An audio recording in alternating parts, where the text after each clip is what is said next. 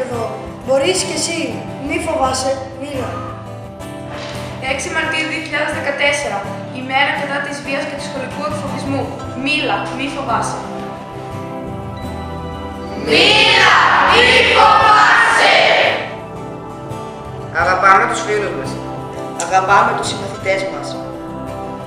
Αγαπάμε τους φίλους μας. Αγαπάμε τους συμμαθητές μας. Κι αν κάποιος μας πειράζει, Δεν το κρύβουμε.